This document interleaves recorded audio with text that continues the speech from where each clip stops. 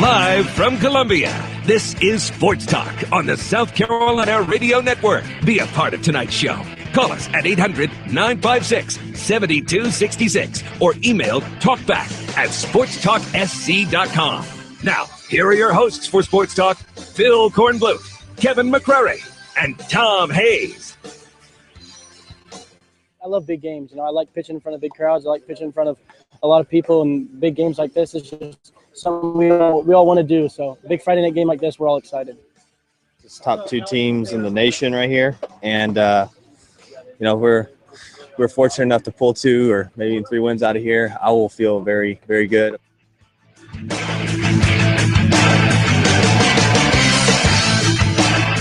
And the Gamecocks looking ahead to the Florida Gators. And boy, the Gators have had the Gamecocks number 9 out of 10. Florida has won against the Gamecocks. Last year, I didn't realize it until I went back and looked. Florida swept the 3 games in Gainesville, combined score of 38-10. They put double digits on the board all 3 games against Gamecock pitching. But this is a different Gamecock team. It is more talented with better pitching, a ton more confidence going into this weekend. But you know what?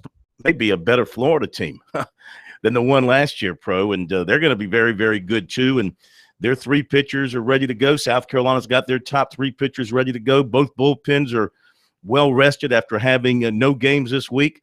So the stage is set for one of the best series of the year in the country, and of course in the SEC, the battle for the lead in the SEC East, USC, and Florida tomorrow night in Columbia. Tonight, of course, you've got the if you didn't know this, by the way, did you know the NFL draft is tonight? Yeah, a little bird told me. Yeah, the NFL draft is tonight. The reason why Florida's scoring a lot of runs is they're still trying to make up for that run they couldn't get in game 2 of the championship series in 2011 when they had the bases loaded early and often and late and often, and still couldn't score that 1 run. So they're still trying to score that 1 run they didn't get back in 2011. Tell you what, you talk about great defense. That was one of the great defensive plays you'll ever see. Scott Wingo making the plays, throwing home to Robert Beery, who had to backhand scoop and pick and keep a foot on home plate and throw to first to get a speedy runner for a double play. That was one of the great defensive plays in that setting, in a championship setting, you'll ever see. I must say I have not seen that before or since at any level of somebody being able to backhand a ball with a catcher's mitt. I mean, that's like you holding a throw pillow and trying to catch something and then to grip it and to field it. Yep, you're exactly right. So, we'll see if the series lives up to the hype. Mm-hmm. If everybody plays the way they're supposed to play, it should be low scoring. It should be well played defensively. These are 2 of the top defensive teams in the country. The Gamecocks have only committed 30 errors to this point. The Gators, 26. Both of these teams can pick it, throw it, and hit it. And usually when we talk about games like this and series like this, something totally different happens. So we'll see. Should be a great weekend. We'll hear from the Gamecocks. We'll talk about Clemson, Florida State. We'll talk about the draft and a whole bunch more. Celtics and Hawks tonight. We might even mention that too. We'll be right back.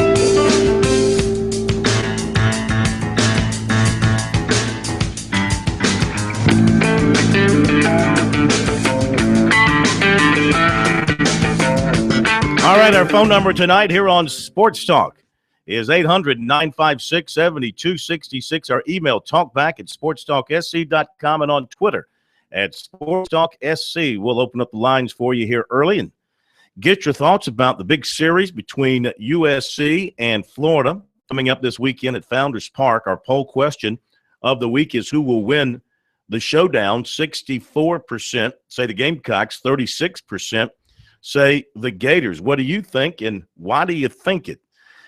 South Carolina and Florida, two teams on paper look pretty even, great pitching, terrific defense, plenty of offense up and down the lineup. Boy, I don't know. I guess, do you give South Carolina the edge because they're at home and they've been so good at home? But Florida's been very, very good on the road. I mean, how do you handicap this thing? Well, you know, if you're solid and you play good defense and you're at home as at bat, I kind of take that. I think it's good for if you got a solid team, it's good for a run or two in a ball game. Now Florida, I've seen Florida and you know, and Mississippi State played them very well in Gainesville. I think they took 2 out of 3. Mike Morgan did one of those games I watched on the U, and so they can be beaten. I think for years we've been hearing Florida with all this talent, just like we've been hearing for years Florida State with all this talent, and for whatever reason they can't win a College World Series. But South Carolina, I think the big thing, Phil, in any game like this is you have to learn that you're playing baseball because of the fun of it. When you try to press and you say this team is this good, you try to do things that you can't do. And what does that mean? You're just setting yourself up for failure. So to go back to the old cliche, the team that has the most fun before the game is the team that's going to be successful between the white lines. The Gators have changed things up a little bit in their rotation because, according to Chad Holbrook, they've played some Thursday night games, so they're trying to keep everybody on the same rest schedule. So Logan Shore will go tonight. I'm sorry, let's say Thursday. He'll go tomorrow night. He's a right-hander. He's 8-0 with a 2.14 ERA. A.J. Puck, left-hander, will go Saturday, 2-2, 3.07. Alex Faedo, right-hander, 8-1, 3.32 ERA. Now, USC has got some comparable numbers on its staff. Clark Schmidt tomorrow night, 8-1, 2.04. Braden Webb, 8-2, 3.28. And Adam Hill, 6-0, 2.57. I think that, this thing may boil down to how many free passes does your pitching give up in terms of hit batters and walks. And South Carolina's 2 freshmen, Webb and Hill, have had a little bit of trouble sometimes finding the plate and giving free passes. You cannot afford to do that against a quality team like Florida that will take advantage of it, especially if, as we think it's going to be, low-scoring games, extra runners on base, especially leadoff type, will come back to score normally, and you end up losing a ball game by a run or two because of that. Well, the big key is, I think, probably if you're a pitcher, you got to pitch to, obviously, the coaches, a lot of the pitchers, but you also have to pitch to where you're best. And that means is, I don't care if you think the umpire is narrowing strike zone for you, don't give in. I've always had fun. One of the best pitchers I loved watching was Tom Glavine. He would not give in. If he walked the bat, well, fine, because I'm not – you calling the game like you want me to put it in a sweet spot, but I ain't going there. And so it'll be interesting to see, because I think pitchers have to be stubborn, Phil. Obviously, the best thing to do is to get ahead of the count and then expand the strike zone and make the batter swing at something outside the strike zone. But if you're pitching by the umpire, still don't give in. You still hit those spots, and more than likely you'll be successful. Well, if you're the Gamecocks, you can't go into this game fearing Florida, even though nationally they're ranked number 1 across the board, and they've beaten you 9 times in a row, and they owned you last year in 3 games, outscoring you 38-10. You got to wipe the slate clean and look at this as something brand new, and look at the fact that, well, Florida's got all this talent, and Chad Holbrook reiterated today that Florida's got a ton of major league potential talent, first-round picks and all that. But just like the Gamecocks, they've lost a couple of series in the SEC. They lost a series on the road to Kentucky. They lost a series, as you mentioned, at home to Mississippi State. But they went around, they sweep Texas at home, and they've beaten everybody else for the most part. They did lose a game to Georgia, but they won the last two. So, they've stubbed their toe a time or two along the way, as has South Carolina. So they can be beaten, and South Carolina has to approach it. Sometimes you wonder, the home field is great, and it's great to sleep in your own bed and have the crowd behind you, but then sometimes you come out tight and you want to please the home fans a little bit too much, and you make those mistakes in the field. You have to play baseball, loose and relaxed, and sometimes you just make those mental or physical miscues in the field, and it costs you a game because of a run here or there. We'll see if the Gamecocks are able to handle the emotions of the moment and get behind their good pitching and see if they can score enough runs to win this series. You just want to think win the series, win 2 out of 3. Don't even consider the idea of sweeping. That would be, of course, marvelous if you can do that. But you just want to win the series. It's all about winning series here and moving forward for the purpose of solidifying your position, in the SEC tournament, to make sure you're one of the top 4 there, which South Carolina is in good shape to be that. And then number 2, secure a national top 8 seed, so you've got home field throughout the postseason in the NCAA tournament. Now we'll see if the Gamecocks are able to take advantage of being at home and continue to play excellent baseball. Begins tomorrow night, 7 o'clock in Columbia. The draft comes up in about an hour and 40 minutes in Chicago, and one of the big pieces of news today, there's been no trades or anything today. Philadelphia and Denver apparently talked about Sam Bradford to Denver, but that did not materialize into anything. I guess the biggest piece of news coming today from Ian Rappaport, that would be from is he ESPN or NFL Network? I think it's NFL Network. Anyway, Reggie Ragland out of Alabama, projected first-round pick in many of the mocks. He may drop down on some boards because he has an enlarged aorta, which requires yearly monitoring. Rappaport followed up on the medical report with 7 NFL teams who said the condition is not expected to impact his career. It's just something that needs to be watched closely. Well, anytime you have something out there about the heart, people are going to be concerned about. No doubt about it. I think the big key, though, Phil, is the question that no one wants to answer or ask right now in the NFL. What's that?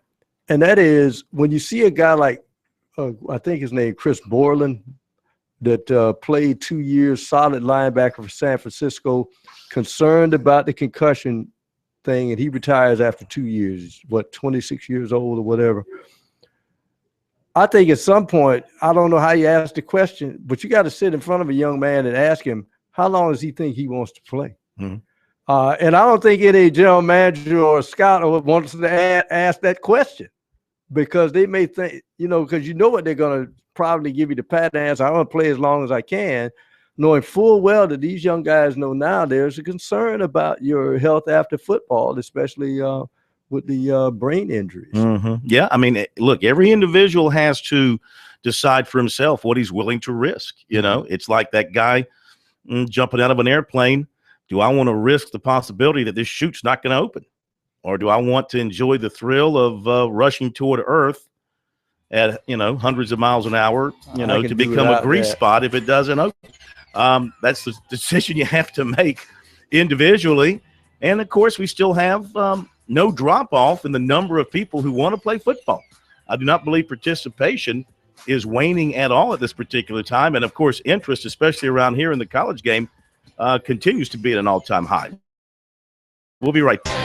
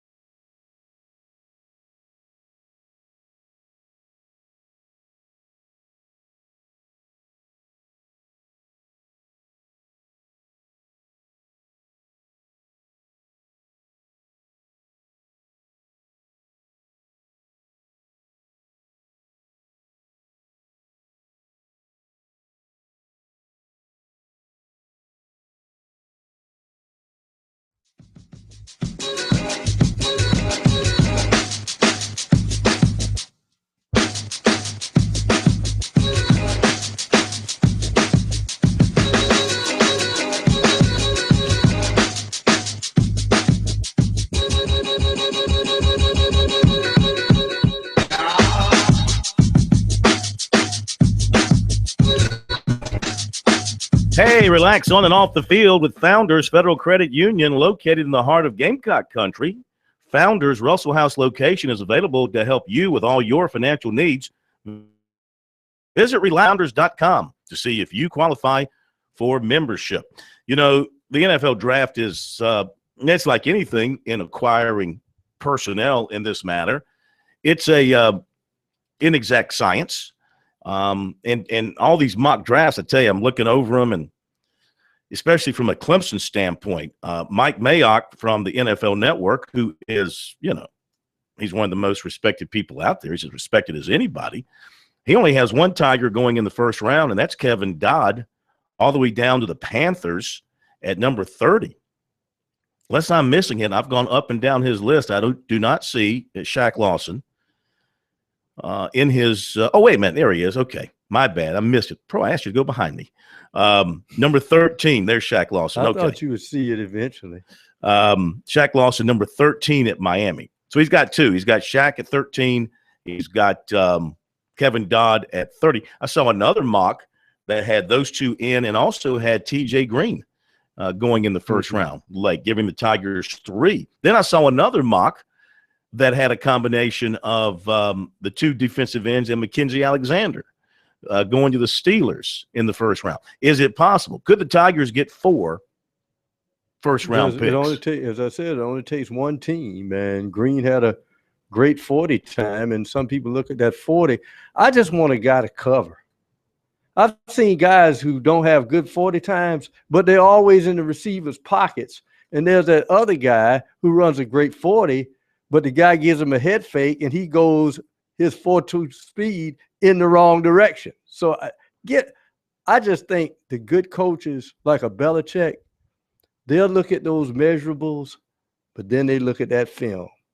Man, that guy, he can't run a lick. But why is he always on his receiver? I mean, so he goes with his gut. Mm-hmm. He looks at that film and say, I want a guy that can cover. I don't care if he runs fast or not. I noticed that he's always on the receiver. Mm-hmm. I wonder who it was in their organization how many years ago in the 6th round. Tom Brady's name is still sitting up there on the board, said, this guy had a pretty good career at Michigan. Let's take a flyer on him and see what happens. Booyah. And he was always tested at Michigan. Remember, they would always recruit over him, and he'd always be there to finish games. Mm-hmm. But he did not have he was gangly.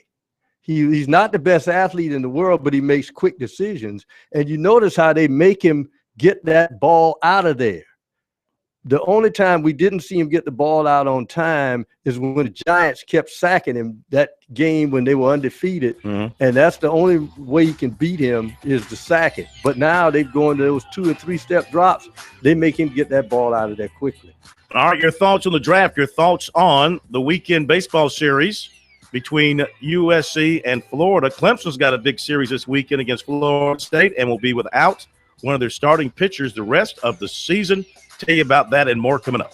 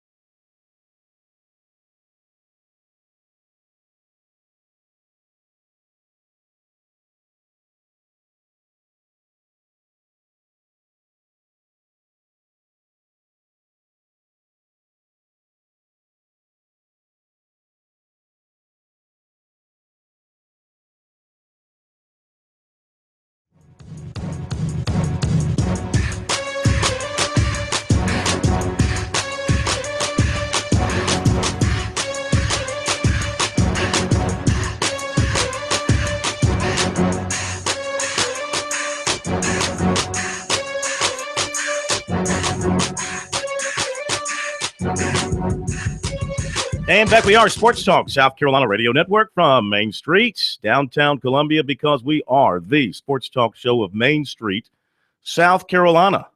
And we hope you're heading home in good shape. Thank you for joining us. When you get home, don't forget, don't leave us in the car. Take us in with you so you can stay with us throughout the program.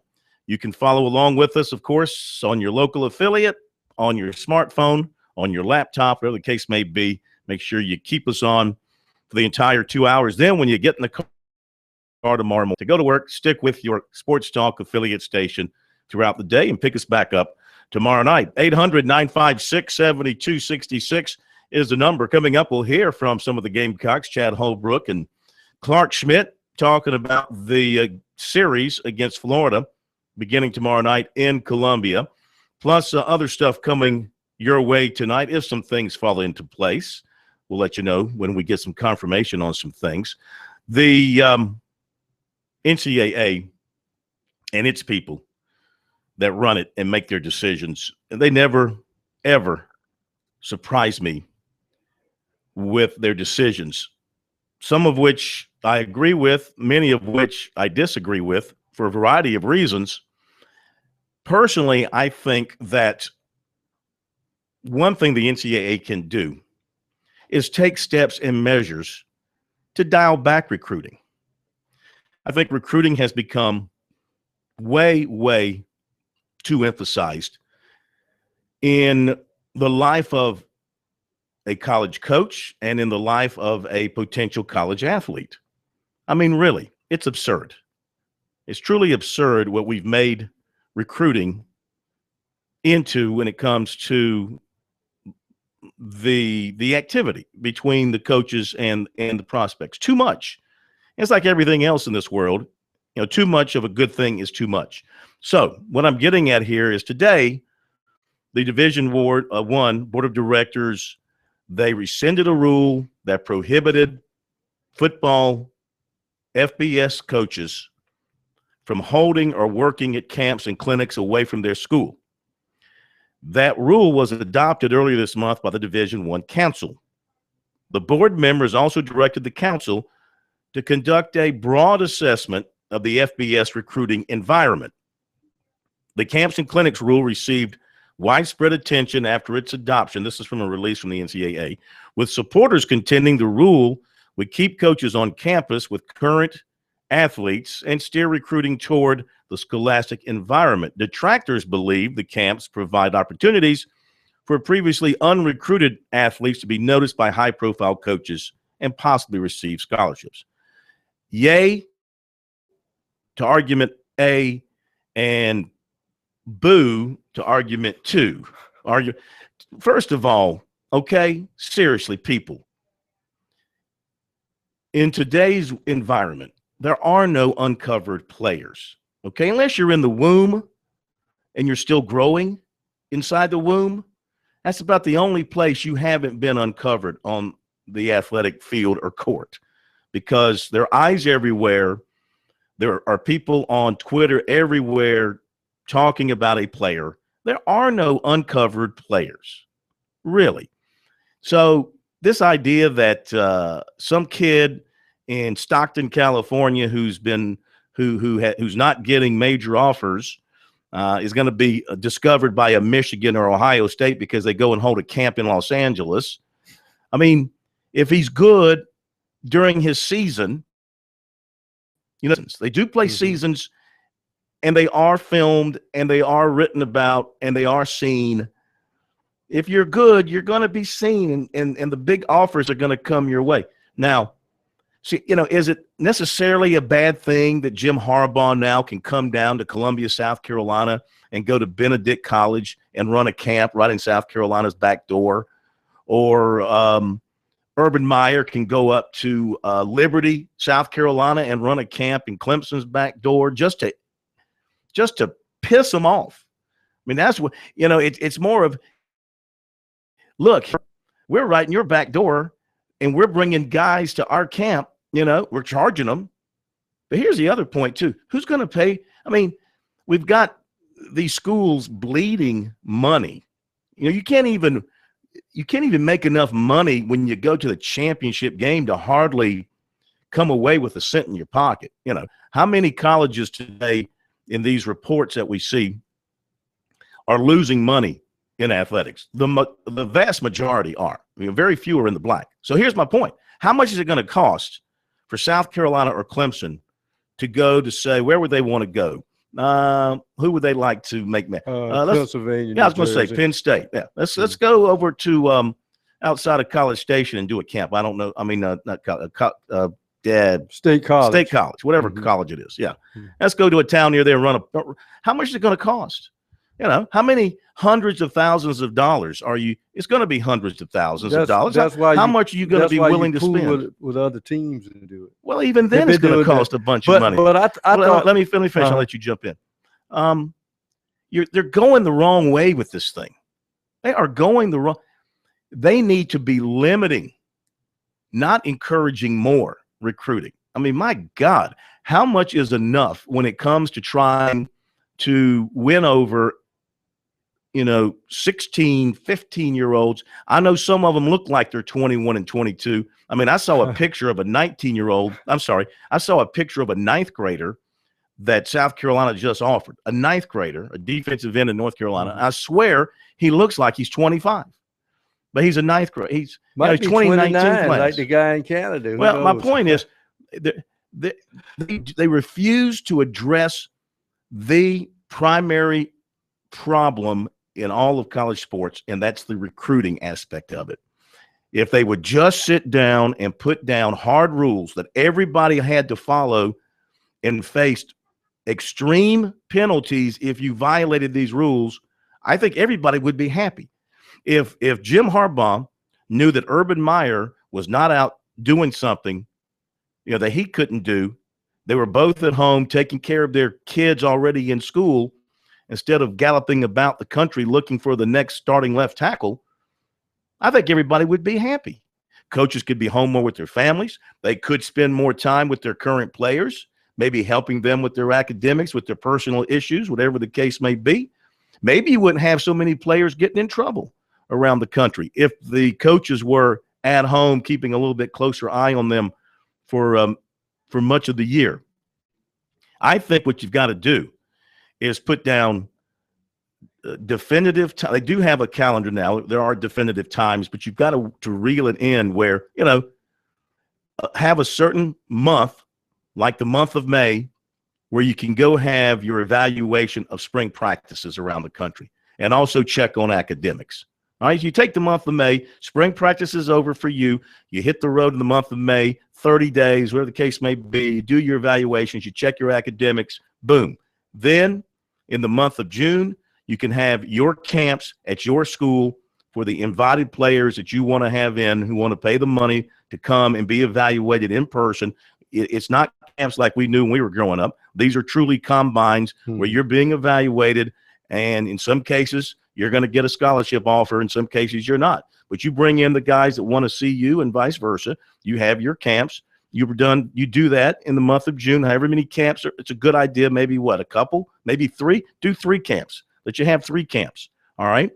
And then that's it for that. Boom. Then it's dead until August, until September rolls around. The season starts. You're allowed to go out and scout games. You can do that. Go scout games. Official visits can take place.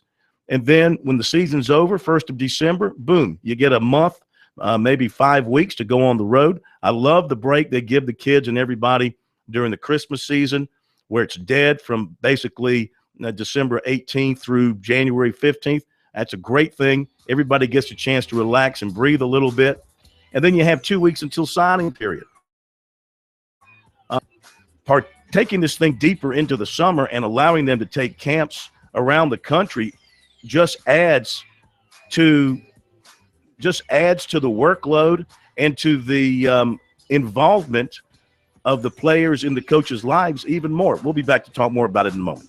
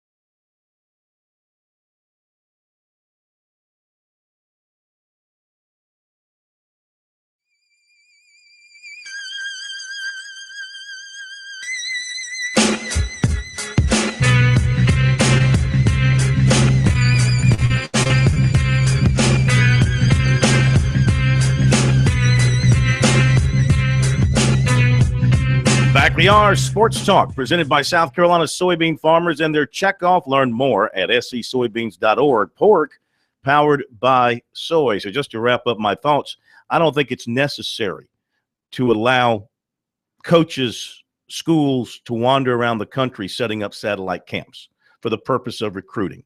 And that's the whole purpose of it. I don't think it's necessary. And I think it will eventually, in some form or fashion, lead to further conflicts, issues, cheating, whatever the case may be. I just think you're asking for more problems. They should be reeling in the recruiting activities, not allowing more to take place. Just my view on that decision. Let's go to Howard down in, did you say Somerville? Howard in Somerville. Welcome into Sports Talk tonight. How are you? Yeah, oh, great. I just thought this is the best with Bobby Hart and best show going. I won't forget about 3 or 4 weeks ago, I was going to work on 26 here in Charleston, getting on 526, and I had some of the SEC network, Booger McFarland and someone else, or ESPN, and they're saying that the SEC, well, they're a bunch of wusses. Oh, yeah, they're back.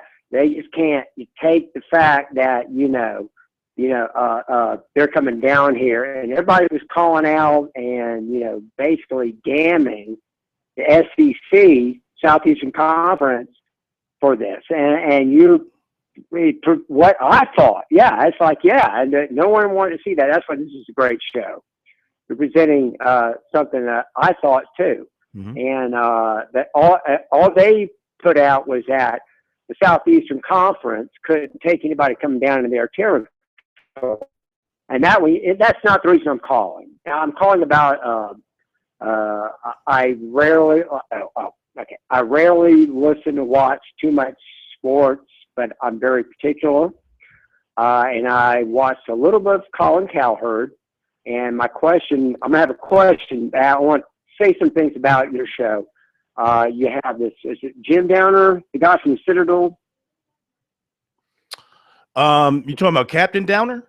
Captain Downer. Yeah, Captain Billy Downer from DNR, who was a Citadel grad, correct? Yes. Yeah, I just want to say something. I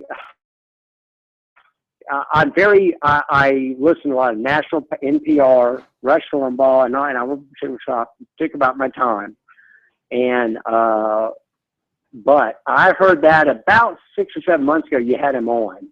I grew up in Folly Beach, fishing and shrimping for crabs and clams. And I gotta say, this is, to me, this is the best thing ever. And you like the really SC Wild? You like SC Wild on every other Wednesday night, then? Oh, it's great. Yeah. And I just remember as a child digging the clams in the pluff mud and cooking them up fresh. And then I hear something like that. It's just like the guy. But this is my point. I'm to be quick. Hurry. I think the last time I called, I was out some of the Ranch Trail. I had I was in cough. I had an upper respiratory infection, cough medicine. So let's be honest. And I was talking about the bridge was washed out, whatever. And so I can get over. But anyway, I'm very particular about what I listen to. I'm reading a Tom Wolfe book right now called A Man's Soul, and then I heard your show and this thing. So I'm just saying, this is a good show. And all right. Well, look, we have to go. I appreciate it. Appreciate you calling in and sharing that with us. Glad you like Captain Downer. He'll be back in 13 days, a week from Wednesday, for another edition of SC Wild. We appreciate that. Keep listening. Keep digging those clams. Somebody's got to dig them. And appreciate you calling in. Back to the subject of the satellite camps. You heard my take. What do you think? I really think the NCAA threw up their hands, because let's face it, in some form or fashion, they've been doing these satellite camps anyway. I thought the SEC made too much of a stink out of it, and they made it an issue and made Harbaugh look like Don Quixote fighting windmills, and made him sort of a hero to some and an anti-hero to others.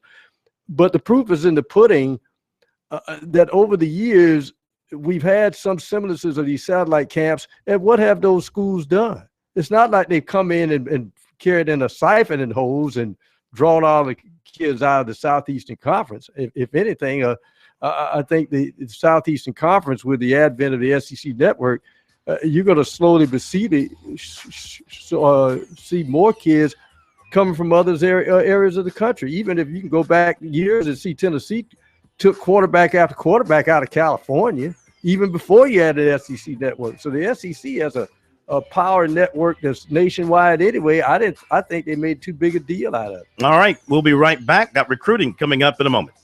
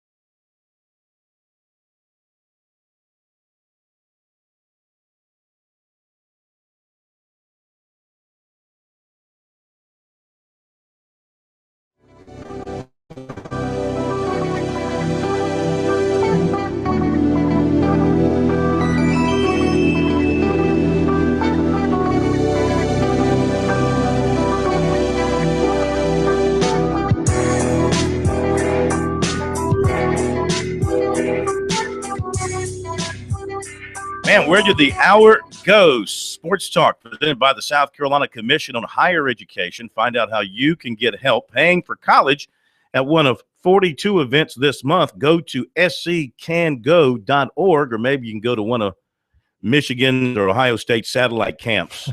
When they come down here, they'll tell you how to pay for college education. Recruiting now. Nothing yet. Still waiting on word on the Kadeem Gueye, the 7-1 player out of Senegal who goes to school down in Florida. Nothing yet. Still waiting on official decision between Arizona State and South Carolina for him. Also in basketball today, USC offered 2018 Zion Williamson out of Spartanburg Day School. I was informed that it's not Spartanburg Country Day, it's Spartanburg Day. So there you go, Spartanburg Day. Football, defensive back Daniel Wright out of Fort Lauderdale plans to take his first visit to Clemson this summer. He's got his list to 11. Clemson, Notre Dame, Florida State, LSU, Georgia, Alabama, Ohio State, Maryland, Auburn, Florida, and Southern Cal. Getting strong interest from Clemson. Been hearing from secondary coach Mike Reed a pretty good bit. They like him. They like the way he plays. He likes Clemson, the way things are at Tiger Town. They see him as a safety. And he says he does a good job coming down and taking good angles and making plays. He had 72 tackles and 4 interceptions last season. Florida State, LSU, and Miami have been in during this evaluation period. Notre Dame today offered defensive end Brad Johnson of Pendleton, another big offer for him. U.S. 16 defensive end Nene Asudu of Stafford, Virginia, a day after Clemson offered.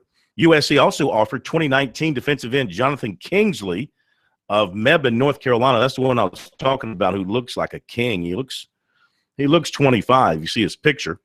Wofford in East Tennessee offered Ren quarterback Jay Urich, who said today he will be in at USC's prospect cookout on Saturday. No plans on committing. He says he's just not that far along in the process yet, do anything like that, but he will be at that cookout. Is that cookout going to be at Muschamp's new home, or is it going to be on the campus? I mean, they could where he lives, like camp. You know, he lives out there on Lake Murray, basically on a peninsula. That'll be a peninsula camp. That would be like a satellite camp. It's it's probably going to be on campus, I would imagine. All right, there you go with recruiting. Don't forget, check out our recruiting regularly on our website, sportstalksc.com. On Twitter, make sure you use the hashtag #STRecruiting. Take you right to all our recruiting information. And, of course, we are not shy about re-reporting or retweeting what others are writing about and reporting in recruiting. It's what we do to get the word out to you. Top of the hour, we'll be back.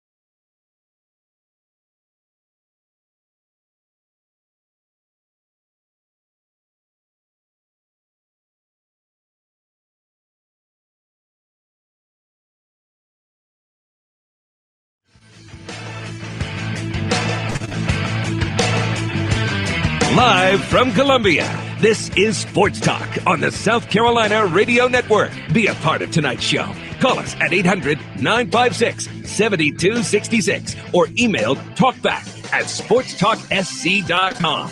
Now, here are your hosts for Sports Talk, Phil Kornblut, Kevin McCrary, and Tom Hayes.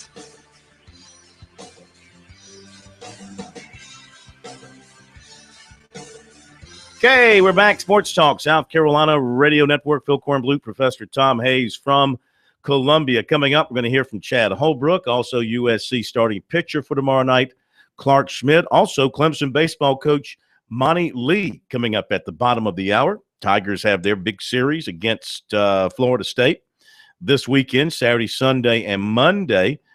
Coastal Carolina on its way to Atlanta for a big series for them against Georgia Tech. The Chanticleers hoping to solidify their position of hosting a regional here coming up in a few weeks. Speaking of that, I saw last night D1 Baseball put out its latest projection for the 64-team field for the NCAA baseball tournament. And as far as where things stand for those in-state schools I'm talking about, no major changes there. Let me just pull it up here and I can tell you exactly what I'm talking about and what they're projecting for the in-state schools. They do have South Carolina as a national top 8 seed. Let's see. The Gamecocks are projected as the number 6 national seed to host Navy as the number 4 seed, North Carolina the 2 seed, and Wilmington the 3 seed. So they're going to make North Carolina this time come to Columbia. Last time Gamecocks had to go to a super regional in Chapel Hill.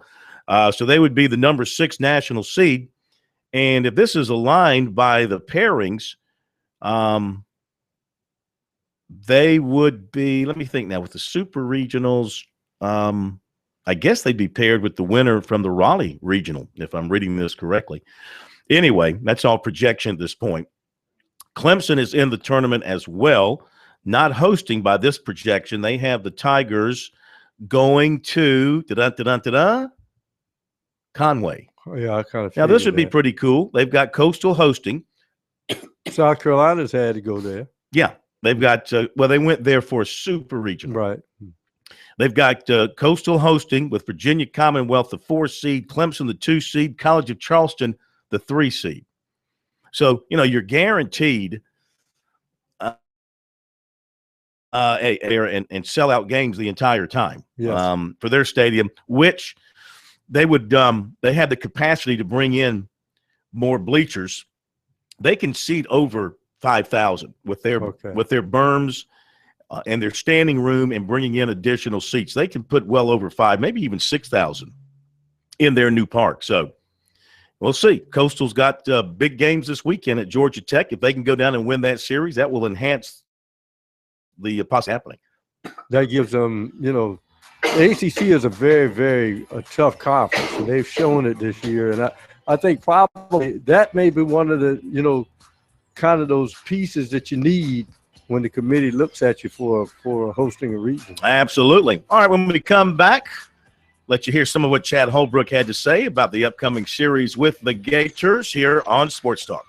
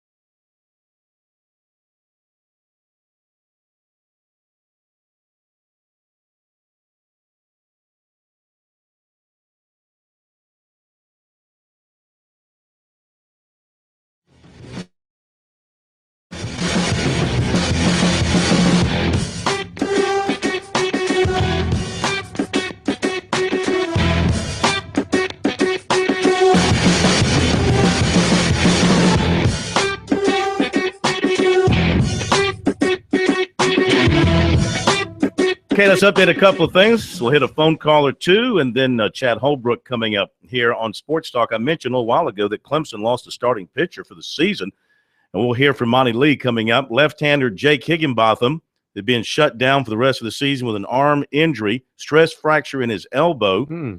Should be able to throw again in the fall. Not a tear, so that's good. 3-0 record, 4.59 ERA. Former Tiger defensive end Tavares Barnes, who spent last year with the Saints, has signed a free agent contract with the Seahawks. Alabama assistant football coach Bo Davis expected to leave the position over an inquiry into possible recruiting violations. This reported by the Tuscaloosa News. He's expected to resign or be fired from his job. The school's been conducting an internal investigation. The NCAA has also made inquiries into the matter. His contract runs through 2017. He's a part of Saban's original coaching staff at Alabama. Then he left for Texas, where he stayed 3 years, returned to Bama in 2014, coaching the defensive line. Obviously a very good coach considering the defensive linemen they have put out. Do you Kendall really have Rogers to violate recruiting when you recruit for Alabama? I mean, come on. And Kendall Rogers, D1 Baseball, spoke to a source and said the SEC has finished up with site visits for the baseball tournament. He said a lot of buzz on Memphis or Nashville as SEC tournament host in the future. I think this is the final year of the contract in Hoover, Alabama, so they're looking at some other opportunities. Do you really want to put that tournament in Vandy's back door? I mean, they're pretty salty as they are to have a Nashville's fine with me, baby. Put it in Nashville. I'll be happy with that every day of the week. To the phones we go, and Rhett is joining us on the road to Atlanta. Hello, sir. Corny, how are you, sir? Man, long time no talk. We got some golf as long overdue. I think we'll both agree on that. I would agree on that. This is Rhett Graham from the Coastal Carolina Chanticleer Foundation. How's it going? Good, man. Good, man. I'm sitting here. We're on our way. We're almost to Augusta, headed there. We got my wife, April, sitting here just kind of both listening in. Our son, 3-year-old's back and watching a movie, so we're just grinding on the road, man. Well, be but careful. You piqued my interest, man, when I heard you talking about our Chanticleer, so I definitely had to take a chance and call in and catch up with you. What do you think about this weekend? Well, I think it's great. You know, I'm just speaking as a fan now, but I'm much more confident and excited about this series at this point in the season than I would have been maybe late February, early March. You know, it just seemed to me, again, just as a fan speaking, that we had so much talent, we were trying to figure out where to put it. And now that it seems like we're kind of starting to get it all in a flow. And it's exciting what we've done I think we've lost one game out of the last maybe 17 or 18, something like that. And then with all this talk of hosting a regional and whatnot. And, you know, that's what that new Springbrook Stadium was built for. It was built for regionals, built for super regionals. And so I always take an opportunity to thank Miss Tammy Springs Brooks for helping make that a stadium a reality with the other donors and just people that accept that, you know what, there is something exciting going on in Coastal Carolina, and they want to be a part of it, and they want to help give these student athletes every single opportunity to be the best and beat the best. And that's kind of where we're headed. You know, we got Sun Belt Conference transition coming up. We got the football going to the FBS over that 2-year transition. So there's just a ton of excitement on campus, and I'm so glad to be an alumni myself. You know, I played golf there, so just as a fan, even if I wasn't in this position with the Chanticleer Athletic Foundation, man, it's exciting to see what's going on. No question. Now, with the series win over High Point, the baseball team now number 10 in the RPI. You're ahead of Clemson, which is number 11. You're behind USC, which is number 3. Florida, Louisville, yep. USC, top 3. But Coastal sitting there 10. So, you know, if they don't falter here down the stretch, they're going to get a regional. That new facility can host, I estimated about 6 with the berms and the standing room and the additional bleachers being brought in. Is that about the right number? That's it. Yeah, that's pretty much spot on. And again, that was, you know, I think it's a far better cry from what we used to have. Even though we won a lot of games and beat a lot of great teams in that old stadium, this thing, like I said, it was built for this. It was built for this type of environment, and now we've been fortunate to have, you know, last year alone, if you just take 3 straight Tuesdays, we took care of business against Clemson, South Carolina and North Carolina 3 straight Tuesdays. So the environment's great. And then last year we didn't have the berms done. So the stadium is fully finished. And so it's just kind of itching to get about 6,000 people in there and a lot of teal. So Yeah. we're excited about it. Well, you got 9 straight road games in front of you beginning this weekend, so this will be a test. You still got to go to Liberty and Charleston Southern. So you hold up well during this stretch, you're going to be in great shape. I agree. So, but anyway, it's exciting, man. Then we got, just another thing, fun fact for you. Our catcher in softball, Morgan Notes, he's leading the country in home run. Woo. So there's just if it's a diamond, and it's not Coastal Carolina involved in it, we're going to make some waves, some way, shape, or form. Sounds good. And we look forward to maybe being there for that regional. Should you host one? Be a lot of fun. I hope so. And make sure you and I carve out some time for golf. It's long overdue. Oh, I don't think we'll have any trouble doing that. Couple days. Don't you worry about that. Okay, my man, be safe. All right, man. You too. Thanks Have a so good much. time in Atlanta. Thank you. Thanks. That's Rhett Graham from Coastal Carolina joining us as he's heading down the road. Now to Chad Holbrook. The Gamecocks prepared to welcome the Florida Gators beginning tomorrow night. Here's Chad Holbrook on that. Obviously, a weekend of attention, both locally and nationally. We have the ultimate challenge in front of us in playing the University of Florida. They are terrific in all aspects of the game, from a talent standpoint, from a pitching standpoint, speed, athleticism. There's no chink in their armor. We got to play our best baseball to put ourselves in position to have a chance to win. And we understand that, we're playing, probably the favorite, and I don't say probably, the favorite to win the national championship and team, I guess, preseason and pretty much about every week throughout the regular season as well. So we're playing a great team, and we look forward to it. It's a great opportunity. I know our fans are excited. I'm sure Founders Park will be packed to the gills with fans and energy and enthusiasm and passion. And that's always fun setting to play college baseball when you have 2 great teams with a lot on the line, playing in front of a great fan base and a great facility. All eyes of college baseball will be on Columbia tomorrow night, and that's fun to be a part of. That's why our players love to come to South Carolina. That's why, when they come here, they want to be involved in weekends like this, and I'm sure that's the same case for Florida. We have the utmost respect for Florida. They are terrific in all aspects, and but we have a great opportunity as season. Look forward to starting the series tomorrow night. Were you a little surprised that they changed up their rotation there in this series? No, they've had some Thursday, Friday, Saturday series, and they like to keep their guys on schedule and on their same routine. And so, no, I'm no surprise there. I don't. They're going to throw 3 first-rounders at us, and it doesn't matter in what order. You're still going to have to face them. And Shore's been terrific there for 3 years now, and he's one of the best pitchers in the game. And obviously, he doesn't have a blemish on that record, and he's certainly a great pitcher in all aspects. And then Puck might be the first pick in the draft this June. And Fado is terrific and might be a top 5 pick, if not number 1 pick next June. So, no, I wasn't. I mean, I never even really gave it a second thought, because no matter what, we're going to face 3 potential All-Americans and 3 first-round draft picks.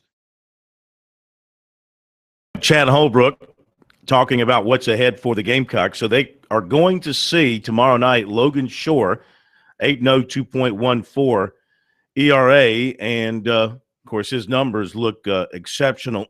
63 innings pitched, allowed 15 earned runs, 63 strikeouts in those innings. So hard thrower, guys, a guy that does not give up a lot of hits or runs.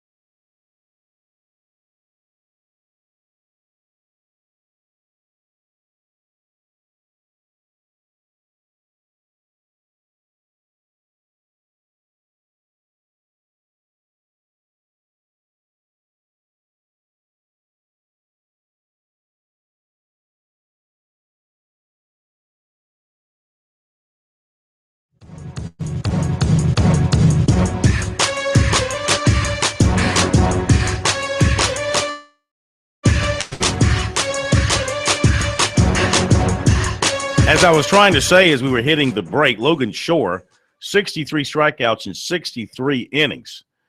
He's only walked 9. That's outstanding. Alex Faedo, 81 strikeouts and 59 and 2/3 innings. He's only walked 12. A.J. Puck, 55 strikeouts and 41 innings. Now, he has had some control issues. He has walked to 16 in 41 innings. But, boy, teams against him are batting 192. Against Shore, they're batting 213. Against Faedo, they're batting 206. So hard to get hits and get on base off those guys. Now, Clark Schmidt from USC has been equally effective. I mean, he has been outstanding all season as well. He'll get the ball tomorrow night for the Gamecocks. He's worked 70 innings. He struck out 85. He's only walked 12. He's excited about the chance tomorrow night because he loves pitching in big games. Chance tomorrow night against the Gators. I love big games. I like pitching in front of big crowds. I like pitching in front of a lot of people, and big games like this is just something we all want to do. So big Friday night game like this, we're all excited. When you've got a defense going behind you the way you do, just like they do, how much more relaxed are you on the mound knowing that, if you can keep it in the park, you're going to have a chance that somebody's going to make a play? Yeah, it's you get a lot more comfortable when you have a defense like this. I think the fielding percentage is some ridiculous number. So these guys behind me, they're amazing. They dive for every play. They want to keep it in the infield and the outfield. They're going to keep it from doubles and stuff like that. So I'm blessed to have a defense like this behind us. It takes a little bit of load off your shoulders, especially when you don't have to strike everyone out. You can just put the ball in play, let them ground out or pop out when you have a defense like this. So it's good to always have a defense like this behind you. How much have you and Jerry already talked this week about a pitching plan? We've talked a good bit. We talk every week. I mean, especially with the midweek, he likes to focus on the midweeks first. He doesn't want to just jump to the weekend. So he likes to – I'm always looking at their scouting report and looking at their hitters, but I have to wait for him to finish after the midweek. So this week it was lucky we didn't have a midweek, so we got to talk a little bit earlier about what we're going to do with these hitters and how we're going to go after them. Is it a positive to have more time to think about it compared to maybe in just a day or two? Yeah, I mean, it's a positive, you could say, but I think it's about the same. Whenever you're looking at scouting reports and you're getting prepared for your next start, I think it starts the day after your last start. So whether you have a good start last week or a bad start, you wipe it and you get ready for the next one. And what does the scouting report tell you? Well, they got a good team. Everyone knows that they can swing it well, they can pitch well, and they're a high-ranked team and they can run. So we're just going to go right at them and attack the hitters the same way we've been doing it the whole year. All right, there you go. USC's Clark Schmidt hoping to have a good outing tomorrow night. They'll need him to be sharp and be on his game against that Florida lineup, which has a mixture of guys with big averages and also some power. Peter Alonso, their first baseman, 9 home runs, 41 RBIs. He leads in that category, but they've got several guys that can hit the long ball. Their catcher's got 6 home runs. Left fielder, Maldonado, he's got 5 home runs.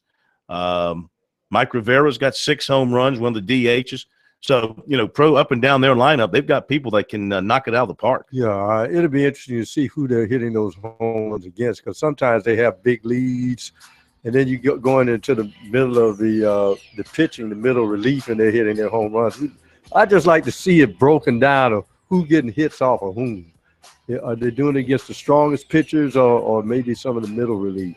Home run's a home run no matter who you hit it off of. Still going out of the ballpark. It still goes on your stat sheet. Monty Lee coming up after the break.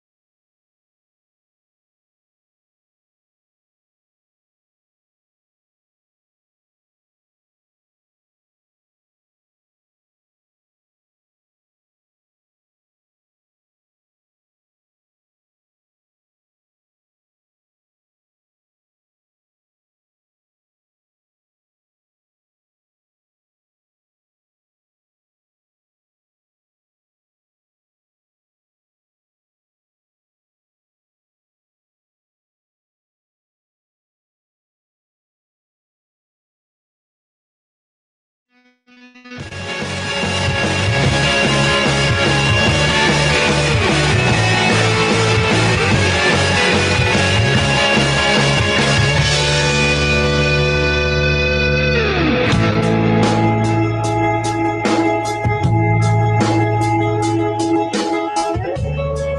right, while a lot of folks are focused on the upcoming NFL draft beginning tonight with round 2 and 3 tomorrow in the evening, and then the rest of the draft beginning at noon on Saturday. That's good for a lot of folks, but you know what? We're looking at baseball big time in our state. 2 huge series this weekend. We talked about South Carolina, Florida. Let's turn our attention to Clemson and Florida State. Tigers trying to get back in the right direction after losing 3 straight ACC series. A tough nut to crack this weekend, though, in Florida State. Coach Monty Lee joining us here on Sports Talk. How you doing, sir? I'm doing great, Phil. How are you? We're good. We're good. Thank you for joining us. I know it's been a little bit of a rough go for you here of late. How would you say your team is holding together as you try to figure out how to win an ACC weekend series?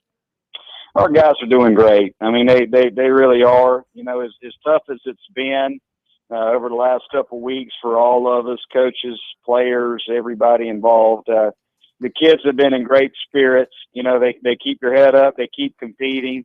You know, they keep trying to find a way to make it happen. It just hasn't for us. But, you know, I've been very pleased with the effort level of our team. You know, the one thing we always say, the only 2 things we can control is our attitude and our effort, and our guys, you know, have great attitudes and give great effort, you know, every single day and every single game. And that's all I can ask from them right now. And you know, hopefully we can get off to a good start here on Saturday against a really, really good Florida State team.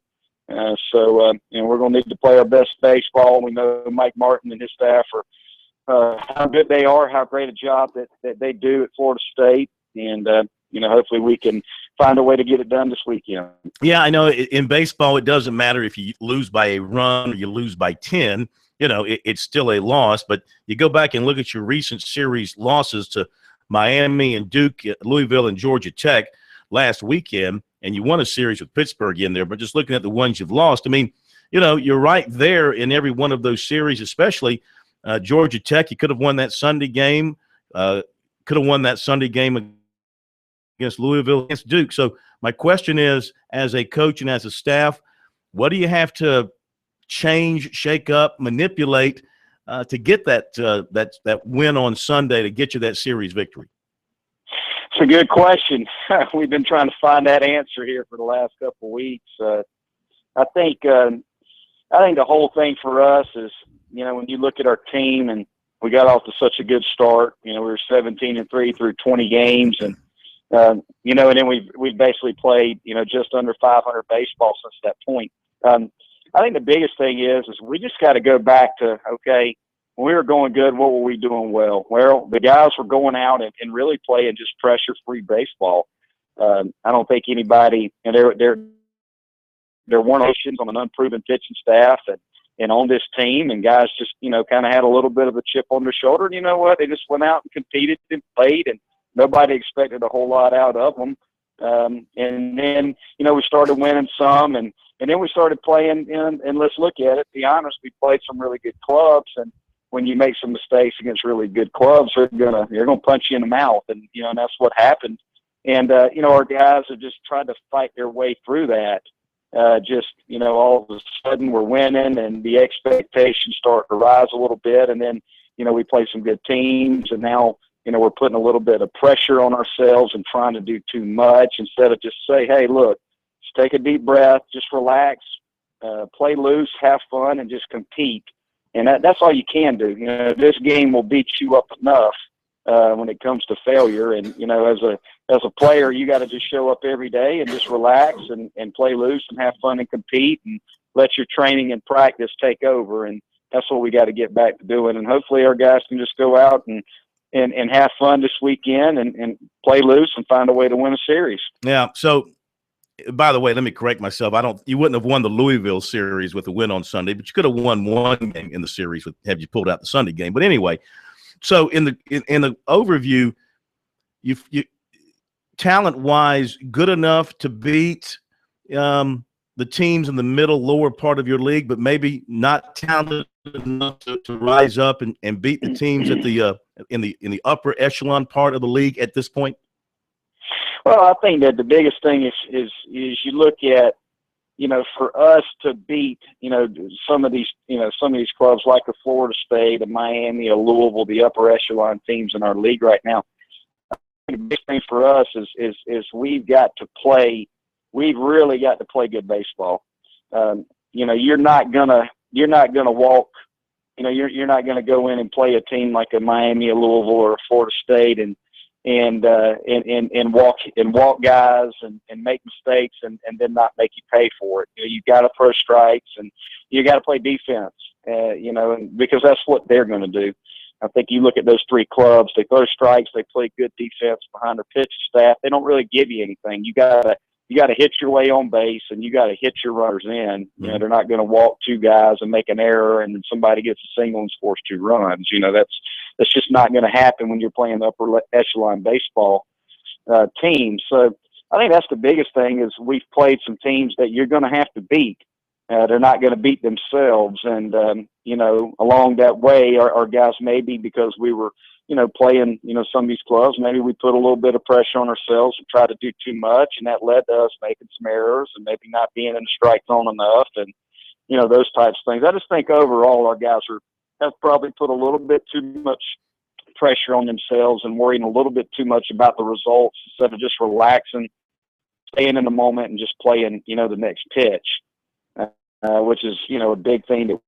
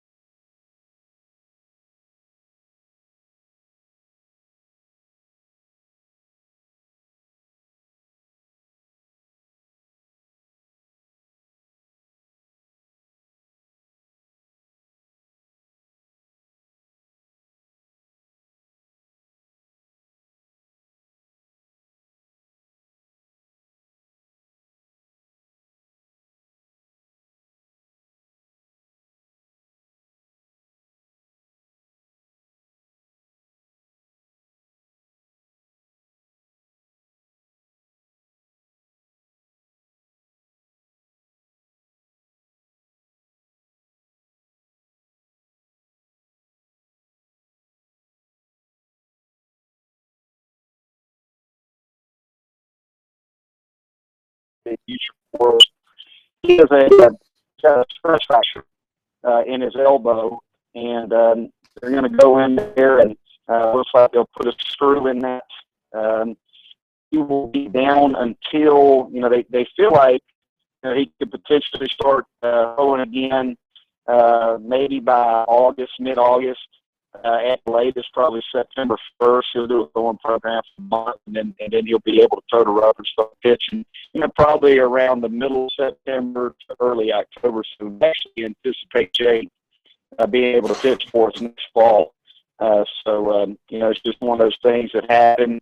He could feel it a little bit in his elbow, and we got it checked out, and noticed that he had a stress fracture.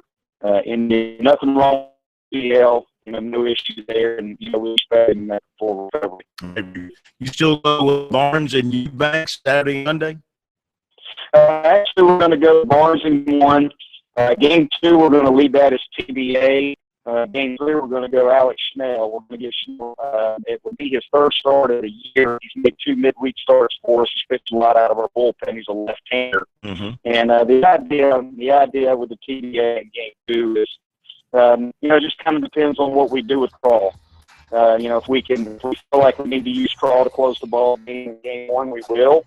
And if we don't, if we win the game and don't use him, then we have the option of starting him or Clay Schmidt if we decide either or, just depending on the matchup and what we decide we want to do. All right, Coach. Good luck weekend. We thank you very much, as always. Monty Lee from Clemson here on Sport Talk.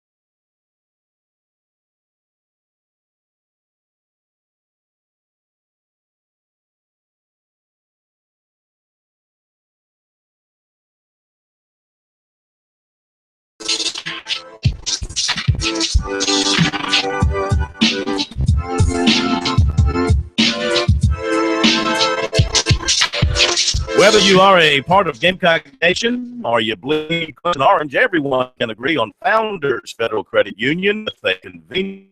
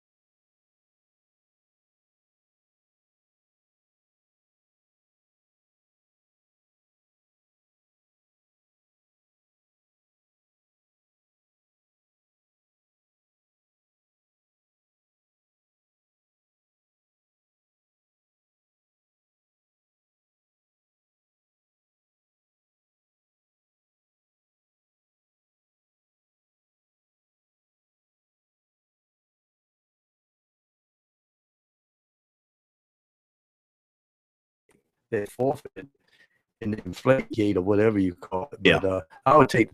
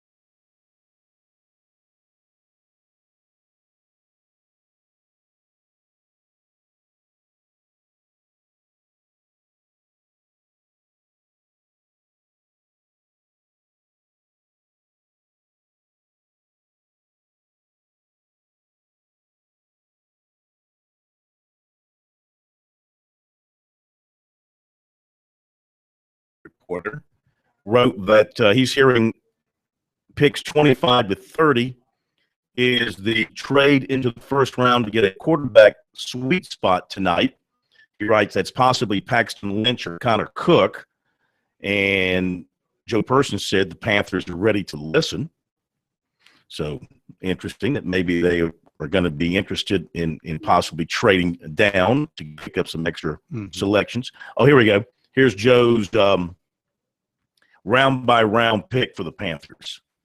See what he's got. And we'll have some idea of the direction they may move in once this opens up. The internet is slow. The internet is slow. This internet would not be a first-round pick based on its speed. Probably be about a seventh-round pick. Here we go. With the first pick, he says Louisiana Tech defensive tackle Vernon Butler. The first pick for the Panthers. Second pick, Virginia Tech corner Kendall Fuller.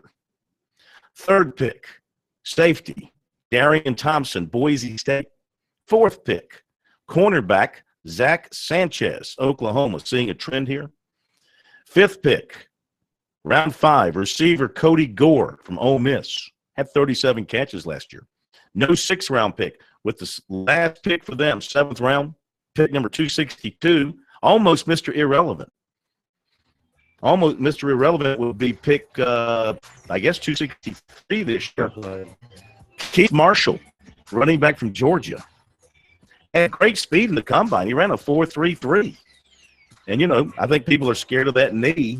Yes. You know, but still, he had that great time in the combine had to open up some eyes. All right, we'll be back in a moment.